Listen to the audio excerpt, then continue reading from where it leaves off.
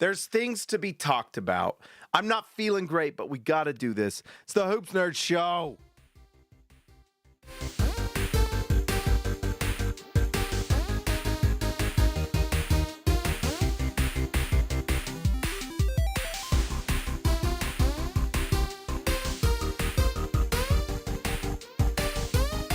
All right, guys. I feel like it's semi-miracle I'm talking. My voice is on the verge of being gone. I am about as I've been dipping like chips in Dayquil today to try to keep myself just afloat, but I'm feeling a little bit better. I had to call in sick from work today, and yeah. Well, you know what else made me sick? It's the Utah Jazz win again. I don't like before we dive into this. Well, let's fix the screen here. To the Utah Jazz, and I know they know this. I don't know if they understand it because they've told multiple reporters, whether it's Tony Jones, Zach Lowe, etc., that they understand how important it is to keep their pick, and they will do everything they need to keep the pick. Well, is that the case? Is that actually the case? Do they actually understand? Because guess what? Out of pettiness, I follow this Cleveland Cavaliers team very closely, and they're really pathetic, like really bad. They are under the Donovan Mitchell effect. They are under the Donovan Mitchell like sadness syndrome, where every team he is the leader of eventually just becomes extremely depressed, soulless, and unwatchable. This Cavs team, look, Utah right now, and luckily, I think Dallas won tonight, I believe. Yes, they won one. Utah is at 6, but they are tied with Charlotte, who beat them by like 55 or 60, whatever it was. Sorry, guys, I missed that game. I was watching AJ DeBonta, someone I would like to see in a Jazz uniform. Last year, I went to watch Yegor Joman. I think that's how you say his name. I've been told about a million ways to say his freaking name. Playing great in Brooklyn, by the way, something I called. I'm going to just start giving myself credit. When I call something and I'm right, I'm going to start giving myself credit, because everyone on here and on Twitter and Threads and Blue Sky or whatever, they like to remind you when you get things wrong. Well, guess what? No one comes back and says, oh, by the way, when I made that angry comment on your tweet or your YouTube video, I didn't come back to say, oh, look, whoops, looks like you were correct, actually. So everyone on Twitter, on whatever, social media, Instagram, whatever, and I don't post on Instagram much anymore. I should. They don't come back and say, oh, whoops. Remember when I called you a moron and said you were wrong, blah, blah, blah? That chill out. It doesn't matter. Well, guess what? The same thing that happened during the Wemby draft is happening again. Utah keeps beating these teams. And there are very simple solutions to this. I should not be smarter than the Utah Jazz front office. I should not. It should not be the case that I could do this better than them. But that's where we are. That's where we are. And everyone that's telling me that we need to calm down, you're wrong. You are incorrect, because this matters. I have been in arguments with a million people for the last 3 years talking about this stuff. The 1 year Utah does this correct, they end up getting a top-tier prospect in Ace Bailey. It worked, even without winning the lottery, right? And now Utah finds themselves in the exact same spot that they were during the Wemby draft, when we could have got Amen Thompson.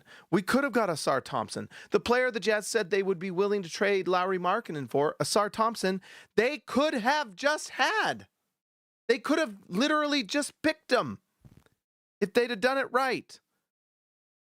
But the problem is we have a Nepo baby now as our GM, and a owner that is on a Facebook fan level of understanding of these things. Great, you made a lot of money on a tech company. That doesn't mean you understand how the basketball works. I doubt our owner is sitting there watching League Pass, right? He's going to the other team he owns, watching the the Utah Mammoth disappoint as well. But anyways, it is disappointing that Utah does not understand how good these teams are and is both not making the moves they need to. This is not difficult. This is not even asking for a Lauri Markkanen trade. You don't even have to do that. You could have simply done the right thing last year or this year and either not bring on the players that they did or trade them sooner than later. Do the Jazz understand they could trade these players before trade deadline? They already did show that they can make these trades if you want to right away. Right away. Austin Ainge came in and traded Jordan Clarkson and Colin Sexton and John Collins right away. And yet now we're still holding on to Svi Mikhailiuk, and we're still holding on to Yusuf Nurkic, and we're still holding on to Kyle Anderson, and we're still holding on to Kevin Love. Why? For cap space next year? Does the Jazz front office understand that cap space doesn't exist anymore?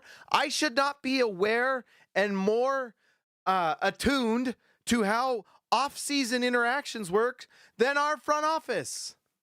In fact, Danny Ainge, who has been well known to say that free agency is overrated, has been replaced. The one guy everyone should be appreciating got put back because our owner doesn't like a little bit of uncomfortable situations. Well, guess what? If Utah does not keep this pick, next year's going to be pretty uncomfortable because this team, though they are making wins like this, which are impressive, is still 14-25 and is one game away for having lost by like 55 points to the Charlotte Hornets. Yes, they rested Lauri Markkanen, but one Lauri Markkanen rest, and that's what happens? What happens next year if Lauri Markkanen has a bad injury? Because guess what? Utah's been pretty darn healthy this year. What happens if next year when we're supposed to win, which I think we will, but then Lauri Markkanen has some injury at the beginning of the year? If we end up with no pick this year and an injured Lauri Markkanen and going to next year with a worse draft, and that's the draft we win, that would be terrible. That would be terrible.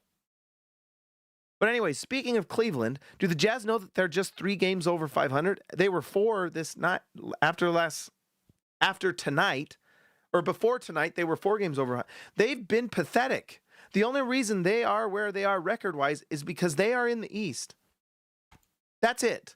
If this Utah Jazz team was in the East, they'd be probably around this level of record with how they've tried to win. Maybe not.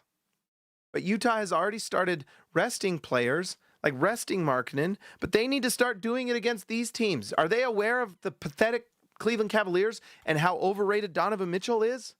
You would think they would be familiar with Donovan Mitchell and his overratedness, but they have not apparently watched the Cleveland Cavaliers this year. I have. It sucks. They're not fun. They're not very good. They are soft like Charmin. They are Charmin soft. They are triple ply. They're the stuff that doesn't hurt your bunghole when you go to the bathroom. They're super soft.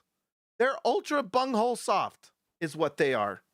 That's what the Cleveland Cavaliers are. And that's why we won tonight. Even resting Nurkic would have been good. Why is Nurkic on the team still? Why? He's an expiring contract that could get you something.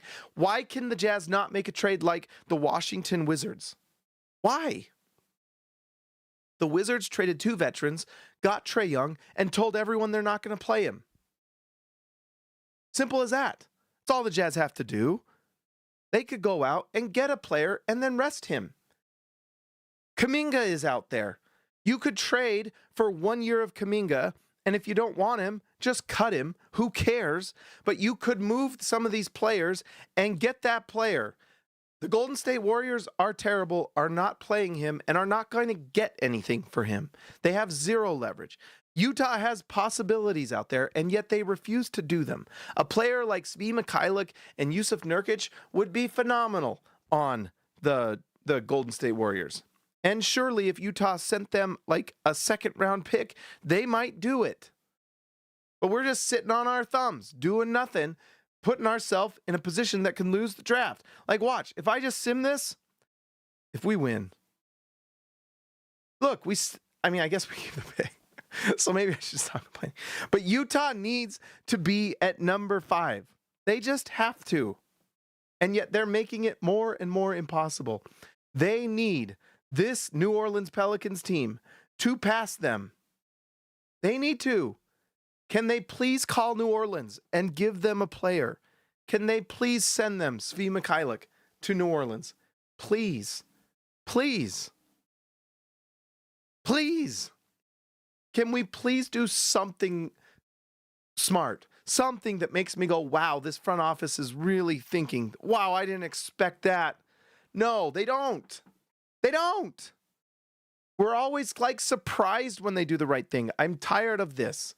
I would like them to do the right thing sooner than later. And I would like them to do the smart thing that makes me go, oh, wow, that's really interesting. Like last offseason when Austin Ainge traded Colin Sexton for Yusuf Nurkic, it made a lot of sense. And I was like, wow, I like that. Because guess what? Nurkic has an expiring contract. He has value. Well, Nurkic has played well. He's played himself into tradability. And we're holding on for some reason. Why? Why? I actually don't like Ingram, Christian House, Money to Haas, but I'm happy for the Toronto Raptors. By the way, on SLC Dunk, I wrote about how the Toronto Raptors right now, the latest NBA trade rumor, are the team out there to watch for trades. Why are we not calling them and sending them someone for nothing? Here's Svi Mikhailuk. I would like one bowl of poutine, please. Here's Svi Mikhailuk. Enjoy. Enjoy. Because guess what else happened tonight? We did not play Taylor Hendricks or Walter Clayton Jr. What's the point? Why are we developing Svi Mikhailuk for 26 minutes a night? For what reason? What benefit does that give us? What is that? Why did we find Svi Mikhailuk in the first place? What was the point? I'm happy that Cody Williams got the start. Surprise, surprise, he actually helps you do well. 3 for 7 from the field, 2 for 5 from 3. He's hitting his threes and defending. Surprise, surprise. When you develop your young talent, it helps. But when they sit on the bench, they do nothing for you. And they will not be there yet next year because you wasted your time on Svi Mikhailuk like you did on Kelly Olynyk and other players that we ended up trading in the past. Why? Why sign them in the first place? John Collins was the biggest waste of time ever. And I like John Collins, but he did not fit what the Jazz goals are. And that's the thing that's frustrating is it just doesn't feel like this Jazz team understands how their goals work and what they're doing. This owner does not understand how the NBA works. Still. Every single time you have an owner like this where they think that they know everything and know better than everyone else just because they were successful in business is not the same as the NBA. You are on an equal playing field in the NBA. You do not have advantages. You can't just buy things. You can't just get business loans or investors that can help you win and can turn the tables in your favor or have tax breaks that subsidize your stadium and things like that. In the NBA, it is equality. And you are on the same playing field as everyone else. And that means you have to win with intelligence and grit and talent and smarts. And that's it. Guess what? You just joined all of us, where everything you and I do is based off of how hard we work, how smart we are, and how much we take advantage of our different advantages. But even then, most things don't work out, right? That's how it is. You can do everything right. Work hard. Be smart. Get educated. And things can still not work for things outside of your control. And that's how the NBA works. Utah did it last year. They get to the number 1 spot and they got the number 5 pick. They did everything right and things didn't quite work out. But what you do, and that's what you and me and every average person out there has to do, is keep going. You don't give up if it doesn't work the first time. If all of us who work day jobs just quit every single time we applied for a job, we'd never have a job. But the reality is you get rejected 100 times for the one time it actually works out. And that's how this works with the Jazz. You can't just expect things. You are given nothing. Nothing is earned. You have no privilege here. None. This is an actual meritocracy. This is how everyday people live and do. And if you do not give more effort than the other ones, then you lose. Good day, sir, as Willy Wonka said. You lose. Good day. Goodbye. That's it. And guess what, guys? There's no conspiracy theory. The NBA is not rigging it for anyone. The only rigging I would ever consider may be possible is for officials, but it is for their own personal gain. This is not the WWE. This is not that. It is not scripted. This is the playing field of the talented and the working class. You have to work hard and you have to be smart for that one opportunity. And Utah is being run like there's some sort of privileged politician. Well, guess what? It doesn't work out like that. You have to do the right thing. And Utah winning this game against this team, Utah winning these games against those other teams, thank goodness they lost to the Oklahoma City Thunder. Thank goodness. Or we'd be even lower.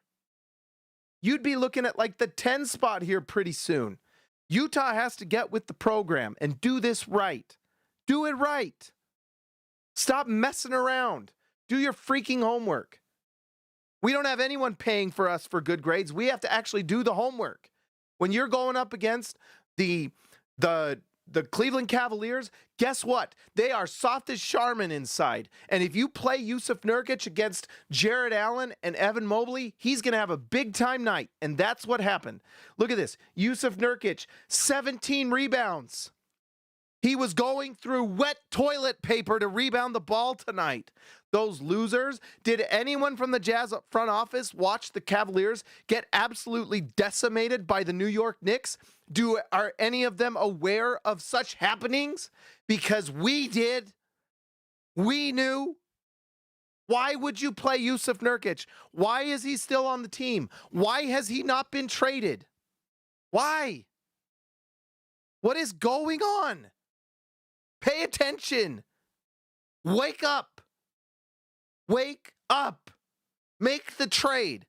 Get with the program. Christian House Money did Haas. I really appreciate it. Thank you so much. $5.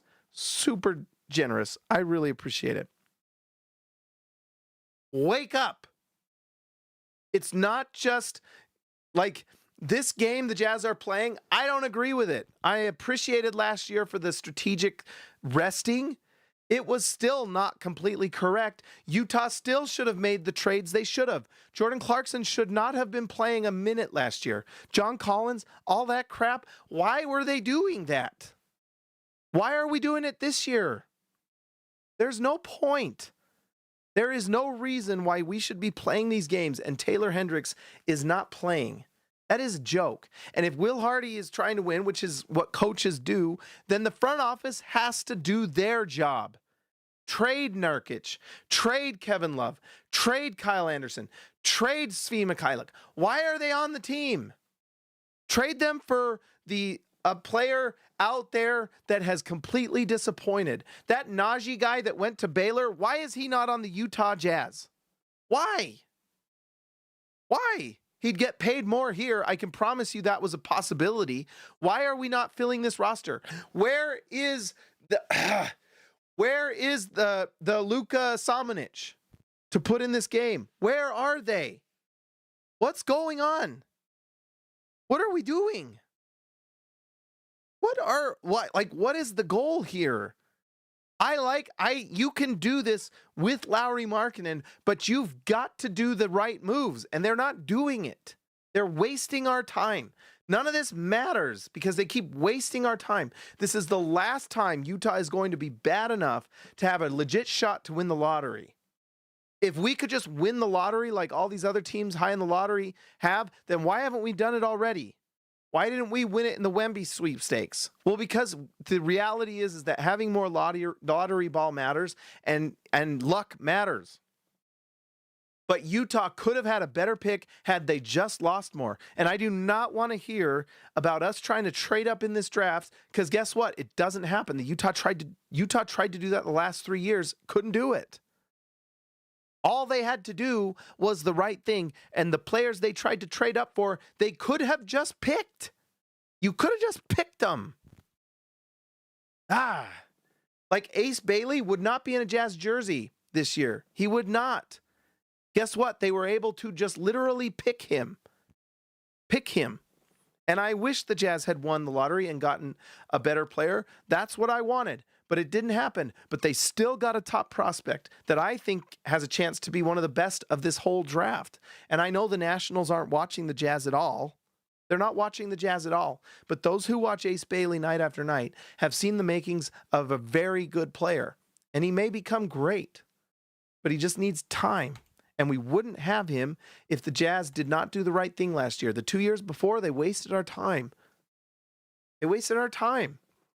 We ended up with Cody Williams and Taylor Hendricks. And I'm liking what we're seeing from Cody Williams. But Utah, I don't know. Guys, it's frustrating. Can we just talk about the Cavs a little bit? Donovan Mitchell's the most overrated player in the NBA. He's the most overrated player in the league. He does not make anyone better. This Cavs team looks so much like that final year Jazz team with Rudy that had no soul. Their happiness was gone. The joy of basketball was gone. And it's the same thing with this Cavs team. He takes 18 shots, scores 21 points, has 2 assists, just goes to the line 3 times. He makes no one better. No one. The only reason they win games when he plays well is because he just is hot and plays extremely well and hits all his shots. And the efficiency level is so high that it just drags everything up. But you will never win a title with Donovan Mitchell as your best player. We know that. And now the Cavs do. They're supposedly loaded, and they're 21 and, what are they? 22 and 19. They're 3 games above 500 in the Eastern Conference. And lest we forget, Darius Garland said that he wanted to trade last offseason if they gave Donovan Mitchell that big extension. And everyone oohed and awed, the Ryan Russillos and all those out there that think that they know so much better than these front offices and GMs. Well, anyone who followed Utah closely and Donovan Mitchell knew that this guy, there's one thing that Donovan Mitchell loves and cares about, and that's Donovan Mitchell. And that's the image of Donovan Mitchell. That's it. Well, that's partly because Rudy Gobert's defense, to be honest, Christian. But I mean, it is a good point. But then at the same time, we gave up a 3-1 lead in the bubble. Are we so sure? Man, my throat's starting to hurt. But I don't mind losing my voice to just get this out. Donovan Mitchell doesn't make you better. He's still a terrible defender. He's undersized. And the 2 assists tonight is ridiculous. How he does not distribute the ball when he's taking this many shots is ridiculous. It's crazy. The flow of their offense when he's on the floor is horrible. There's a reason why he's the worst plus minus of the team tonight. Worst plus minus. It's just bad. And one other thing, Christian, the thing is he's an undersized guard, and those injuries happen to undersized guards. Shouldn't be focusing on Donovan Mitchell as your main guy. That's why we traded him. Outside of the fact that he told us he wanted to trade twice behind closed doors, and I know that for a fact. So I don't know. No love lost for me with that guy. I supported that guy. We had SLC Dunk managers get doxxed because of that guy from opposing fan bases. I supported that guy like crazy. Got in fights with freaking Zach Lowe over this guy. And then he turned his back on me and us and the entire franchise. I cannot emphasize to you enough how little I care how he does. But I can promise you this, they're just not better with him. He does not make you a winning basketball team. He doesn't defend.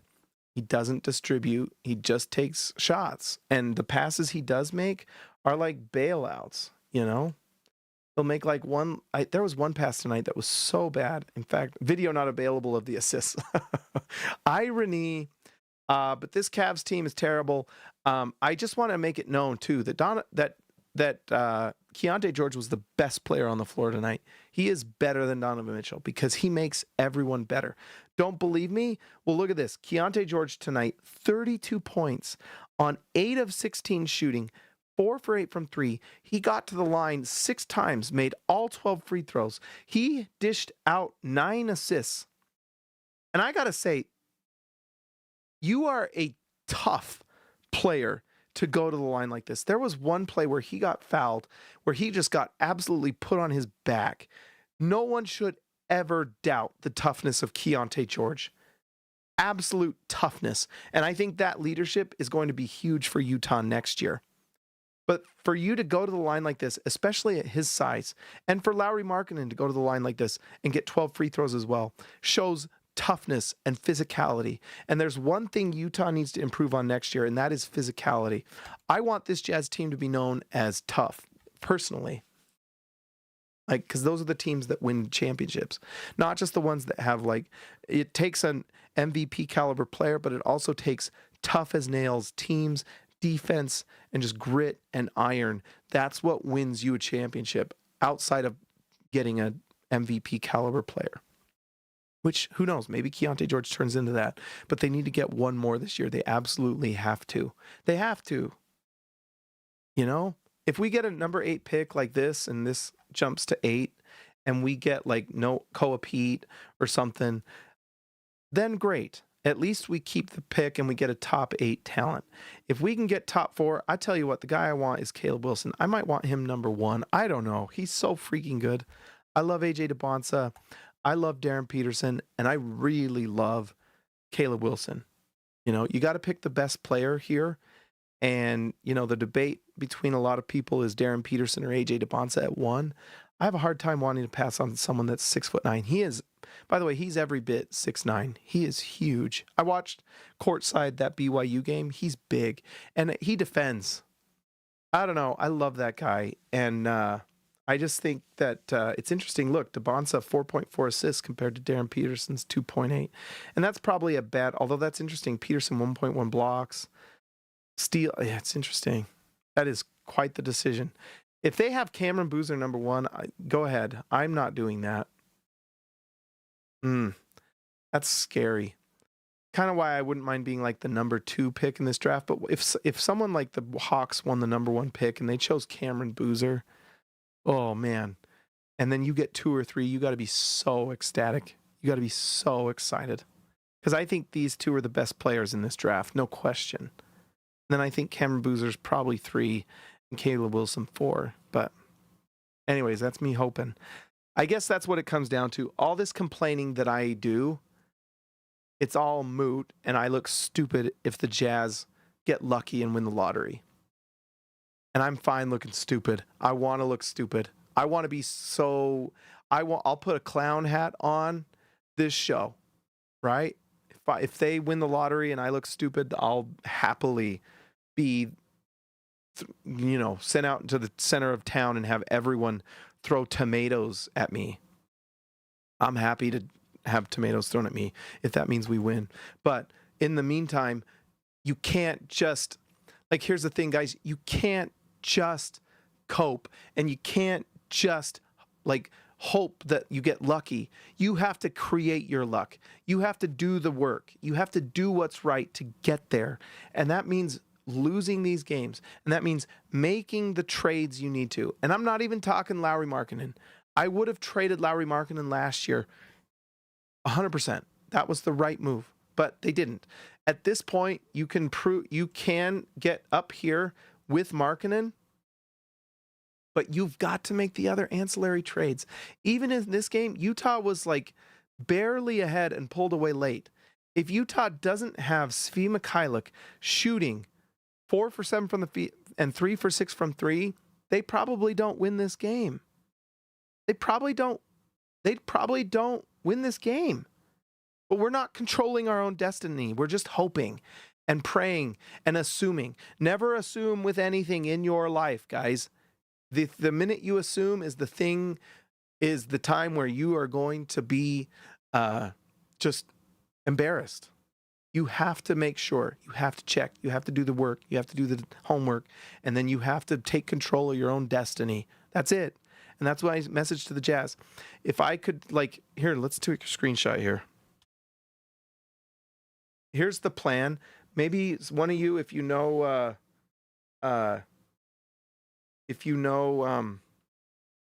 what's he called? Austin Ainge or Ryan Smith, can you please? Here we go. Get the red marker out. Let's make this real big. Okay. Svi Mikhailiuk, you take this out, that's a plus 18. Kevin Love goes 4 for 6, 3 for 5 from 3.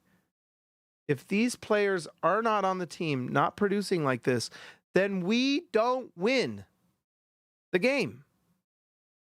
It's really not that complicated. Yusuf Nurkic, 17 rebounds. We are playing in fear right now. They are doing this stuff. Like, you can play this team. You can have your core of Keyonte George and Lauri Markkanen. It can still be great, and you can still lose these games. And by the way, 15 minutes for Ace Bailey, and I know he's coming off of hip stuff, so that's fine. But look at this. This right here, Control Z, that looks bad. This right here is not good. What does that gain? That was a missed opportunity. It's one game, but we keep seeing this over and over. Taylor Hendricks has the shortest leash of anyone on the team right now, and I don't get it. And him not playing every single minute that Taylor Hendricks does not get on the floor is a condemnation of what the Utah Jazz did 2 seasons ago and 3 seasons ago. 100%. You have to do these things right, or you end up with players. They traded up for Walter Clayton last year in the draft. He's not playing. What are we getting out of this stuff? Like, what is the point?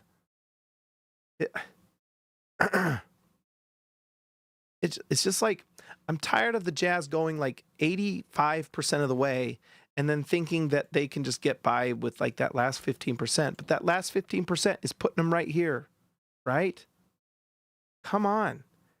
Get to this spot. The Jazz can do this. They definitely can. And this Brooklyn team has been winning more than they want to. They're scared to death, and that's why they're trying to trade Michael Porter Jr. Washington is winning more, although they've lost 3 in a row and then 4, so they're doing a better job than us. And it's just, this is ridiculous.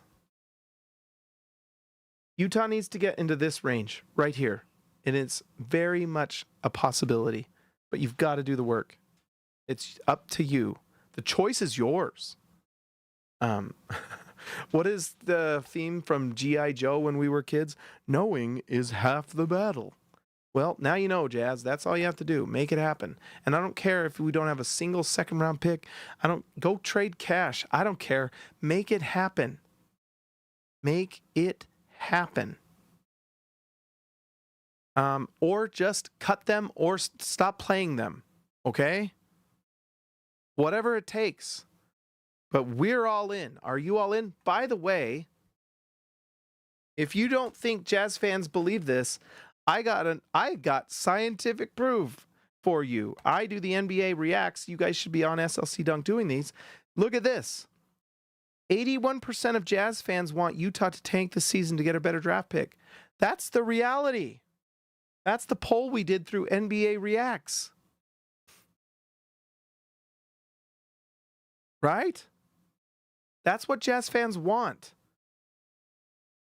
19% of Jazz fans are controlling our destiny, I guess. I don't know. But can we please do the right thing for once? Please, we did it last year. You didn't do it how I would have done it. I would have made the trades necessary, but we still did it. So frustrating. All right. By the way, let's just go through this really quickly. I love that Cody Williams is getting minutes. He should be getting minutes more and more and more and more because he's proving that he's an NBA player. And look at this, 2 for 5 from 3, +7. Are we talking about plus minus tonight or just last game? Right? Or do we only do it when it fits the evil agenda? Lauri Markkanen is great. 28 points, 12 rebounds, 2 assists. I'm actually pro keeping Markkanen at this point because he's a good player and you might as well. And then next year you go into the season with him and Keyonte and Ace and probably Kessler. And then whoever you get in this draft, hopefully it's AJ DeBonsa and you just go, baby. But do the right thing. I don't know why Lauri Markkanen has to play. By the way, I did the math. There's only 43 games left. We're just about halfway through the season. At what point do we do the right thing? Yusuf Nurkic, I already talked about him a little bit. 17 rebounds because this Cavs front line is soft as Charmin. And he just dominated. And he does this against teams night after night. 3 steals, 3 assists, 2 blocks. It's crazy how well he's playing. The Jazz have rejuvenated this guy. Svi Mikhailiuk, 3 for 6 from 3, 11 points, +18. The game tonight, 11 points was the difference. 123 to 112.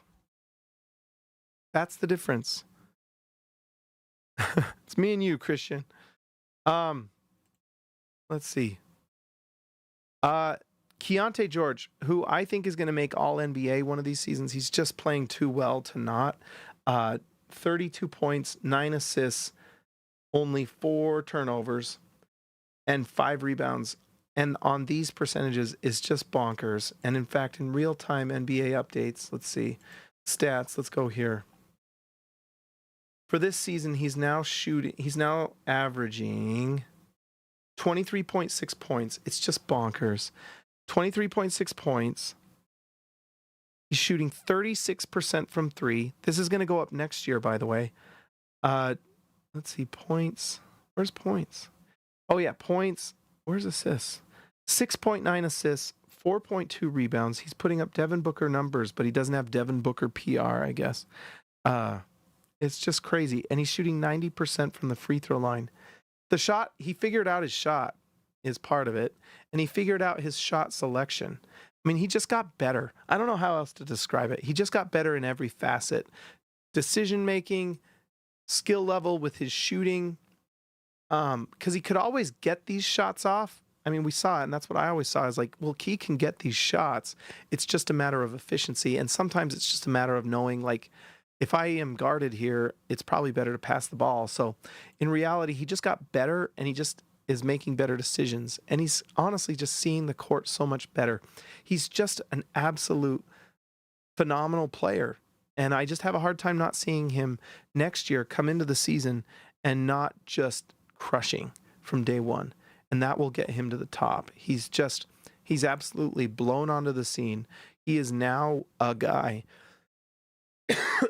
And the Utah Jazz have themselves a really awesome duo that they need to add one more top-tier talent. And then in, free agency, you can go out and get ancillary guys. The types of guys you can go get in free agency next year are the Contavious Caldwell Popes and players that you can fill little gaps with, but they're not guys that are, crazy additions. That just doesn't really happen anymore. Players get traded before they hit free agency now. And basically the trade deadline is free agency. So maybe we'll see Utah do something, but yeah, Jordan, I agree. That's what this whole thing's been about. Filipowski, I'm kind of out. You know what? Sorry. I'm just kind of out. I don't know. He's kind of a tank commander this year. That's why he played 16 minutes, but I don't know. He can't defend it all. It's really rough. It's tough stuff. And unless he's playing hyper efficiently, it's tough. Bryce Sensabaugh, 2 for 8 from the field, 1 for 4 from 3. Kind of struggled. He's fine. I don't know if I'm in on Bryce Sensabaugh or not. We'll see. I would keep him on the team and just see if he can take a step. But, man, it's just back and forth with him. It's not very consistent. Isaiah Collier went out there and was fine. 7 points, 8 assists is kind of a standard Isaiah Collier night. I He's also a player that's worth investing in. And then Ace Bailey, 2 for 4. He should be starting. Svi Mikhailuk should not be playing at all because he should be on another team so we can get Ace Bailey on the floor. And Walter Clayton, to be honest, has played pretty well recently. I don't know why we can't make moves to get our young players more time. And honestly, like sitting Markkanen against some of these, the rest of the season, I don't know. I don't know what's the point. We just need to lose these games, and it's just about time to make that happen. So, yeah, I think that's it tonight, guys. It's frustrating when we keep doing this, and I get it. You're on the road in Cleveland. They're a above 500 team, and it shows that your players are developing, and that is good. But at a certain point, you know what you got. At least I hope the Jazz know what they got. And you've got to plan for the future. Stop assuming. Stop hoping that you just get lucky. You've got to take control of your destiny. Look at this. I'm rooting for the Hornets in this one. Dang, it makes me want to live stream, but I can't. I'll lose my channel. So I think, oh my gosh, Taker 610, $5. Thank you so much, man. I'm fine finishing as high as 9 because teams have moved up from that spot, and even number 1 like New Orleans, Atlanta, and Dallas. I mean, I agree. If we move up, that's great. It's just the only thing that I would say is that didn't happen for us, We were at like 8 and 9, 2 of those last 3 seasons, and we didn't jump, Like Atlanta jumped, but not us.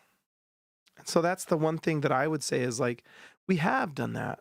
Like we have finished there, and it didn't pan out, The one time it panned out, we didn't even jump. We got Ace Bailey because we were in a spot to take advantage at 1, So, with our pick now, we're sitting at 6, which is better than those last 2 seasons, which is good. If we can at least hold 6, then that's better than 7 or 8.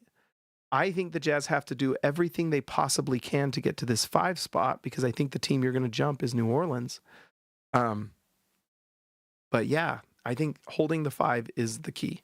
If you can get to 5, keep that spot, then you're in good shape. But that's where and this is just my take. I'm not always going to be right about everything, and we don't always have to agree, but it's just so important to keep this pick. Even if it's the number 8 pick and you get Koa Pete, that's just more depth and more good basketball players on your team. Because next year, the Jazz are going to be better. They really are. There's just no way Utah's going to be this bad next year. There's no way. At worst, they have Kessler, who's an upgrade. Maybe they re-sign Nurkic as a backup center, and who knows? But yeah, I just think this year, just take control, do the right thing, do what you got to do, get to this 5 spot. You can get there, Utah. You really can. But you got to do it now. Start now, All right, let's start the music. Perfect. And let's do our lottery draw, and let's give a shout out to All-Stars. Guys, I would really appreciate you supporting the channel. I'm going to start trying to do more with my memberships. YouTube has been emailing me and saying they like my channel. And that's nice to hear, and they want me to do better with my memberships. So I'm going to try to do better. Also, I got to do this wall. I keep sitting here with my sign collecting dust. I got to get it up. I got to go. I just was sick today. And I was like, well, I wouldn't mind working on the wall, but I slept. Did not feel good. All right, if the lottery was today, what would happen? Utah stays at 7. I'll take it. That's actually better than the last 2 or 3 times. You want merch, baby? All right, let's get merch going.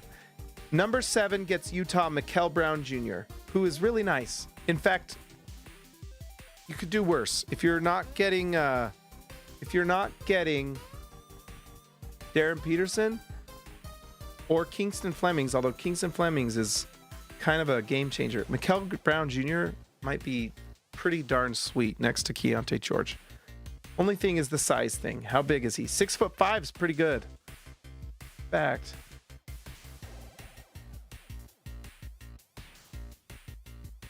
There was that one dunk that Mikal Brown Jr. did. That was absolutely filthy. He is like a top tier athlete and top tier player. How tall is he? That's 6'3" without shoes, I guess. What's weird is he comes off the bench for that team, I think.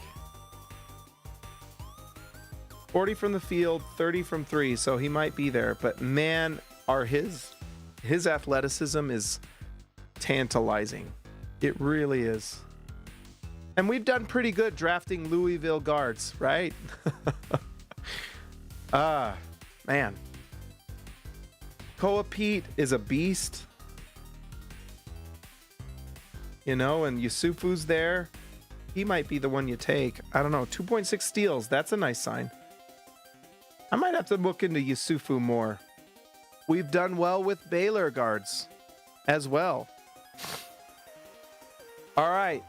Let's give a shout out to the All-Stars. Let's give a shout out to See Ya, Alexa Later, Ryan Perry, the name means king, the legend, Jace the Ace Garner, Steve Areno Stusser, Let Him Cook Sturdy Pots, Ezekiel Raisibe, the man from down under, Tyson Price, the price is right, Jordan the GOAT, best roll, Christian House, Money to Haas, thank you for the donation, my friend. Robert Hall of Fame, Arcs Poetica, Austin R. Grant, editor extraordinaire, Kiefer 3 at PG, the OG, and Patrick Akubo, the connoisseur. Also, thank you, Taker610, for the donation. Much appreciated. You guys are incredible. If you'd like to join the channel and support what I'm doing, I would appreciate it greatly. Trying to do as much as I can for you guys. I got sick again, doggone it. Feeling a little bit better tonight, although I talked a lot, so let's hope it doesn't destroy my throat. Anyways, I will talk to you